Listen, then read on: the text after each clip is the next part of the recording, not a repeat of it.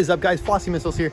In today's video, I'm going to show you some cool cars that I've recently purchased and talk about some cars that I've sold. This is a 1967 Volkswagen Westfalia that I recently purchased. Probably one of the coolest cars I've ever purchased.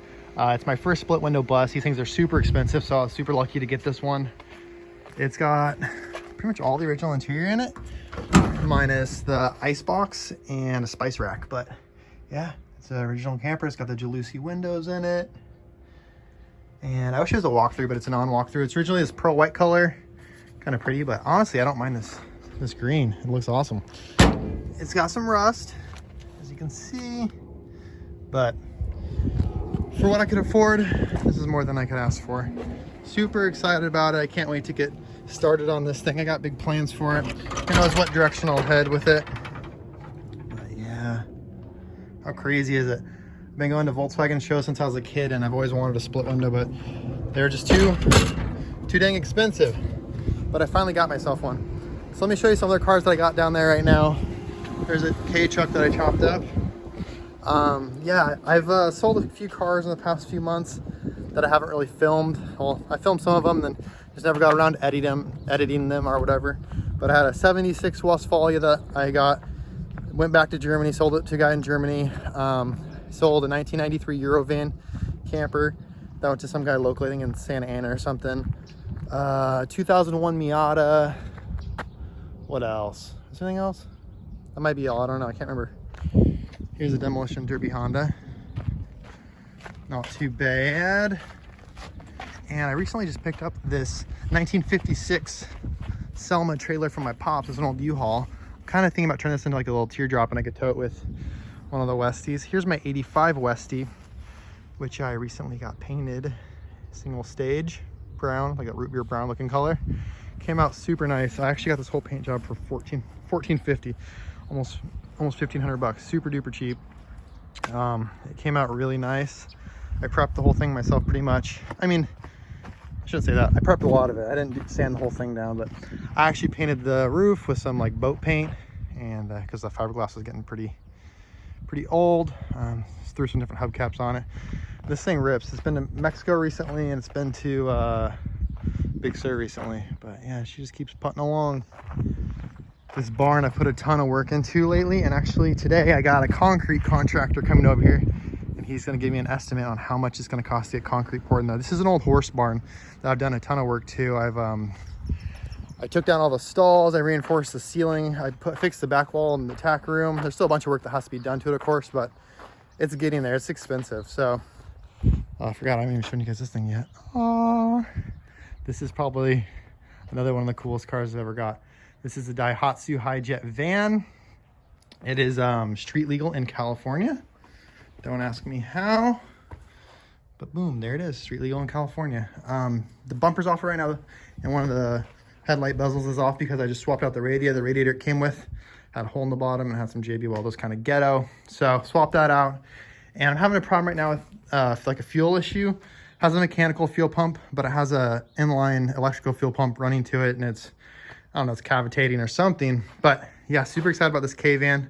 I'll probably do a whole video on it later, but since I'm just giving a walkthrough of what I got right now, show you guys this thing. And check this thing out. This is the 1971 food truck, which has gone through a major transformation probably since last time you guys seen it.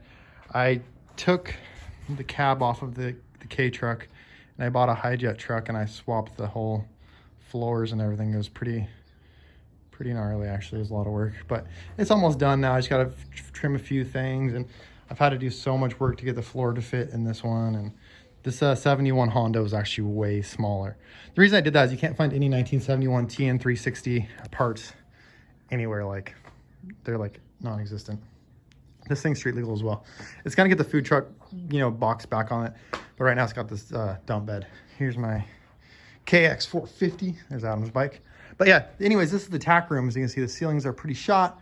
That back wall's pretty shot, but a lot of the other stuff has been fixed. Been tying in some 2x4s on the top, and I'm gonna get an estimate today. I think it's probably gonna be around, I don't know, $3,500. This is 15 by 35 feet worth of concrete. I don't know if that's one or two trucks, but I want like at least like a 4-inch deep slab of concrete right there, so I'll give you nice and safe. Here is my 1972 Z600. I would like to get a side-by-side and swap this body onto and have a street legal side-by-side. This thing is plated in my name as well. As you can see, I like these old little tiny cars. Here's my 350Z that's been extremely neglected. I don't know, I just thought 350Zs are gonna be more fun. I don't know. I feel bad neglecting this thing. There's nothing wrong with it. I could throw a bumper on it right now and it runs, starts up, runs and drives fine. I'll have to get working on it soon. I've just been lagging. It really didn't, Miatas are funner to drive, for anyone wondering. There's the box for the food truck that's gonna go on the back. Here is one of my Daihatsu vans. This is kind of a parts van now for the orange van that's inside. And man, I got big plans for that orange one, but we'll talk about that in another video. I kind of want to show you what I got right now. This is another van. This is 1955 Ford, all the parts. Some other vans, 72 Deluxe. This used to be a high topper van again. This is a really cool Ranger I just bought recently. I got it from my buddy Randy. It's got fiberglass beds, bedsides, fuel cell. It's got some kind of like a hokey looking shock setup. It has a one-piece fiberglass front end. It's been rolled twice, so he rolled it once, got it fixed. Roll it twice, so I'm selling it. So F-150 I-beams in the front. I guess this thing rolls pretty easy. It's got a newer Ford Explorer engine in it and a Ford Explorer rear end, like out of a 2000, I think he said. It's got one of these crazy shifters where you shift it, but there's no clutch or anything like that. But yeah, I'm excited about this thing. Really excited, actually. I'll be trying to make some more videos soon. Probably more updates on this barn situation. If I could get this whole barn figured out, I'd be able to make more videos because I could I could film during night. So when I get off work, it's dark. And so it'd be nice to have a place to go to where there's light. Because right now, for the past 10 years, I've just been working out of my driveway. And when it's dark, it's like, what do you do? But that's just a few updates on all my projects. Thank you for watching today's video. If you liked today's video, go ahead and give it a thumbs up and subscribe to see more content. This was all one take on my new cell phone. I was kind of just trying it out too. So yeah, thank you so much for watching.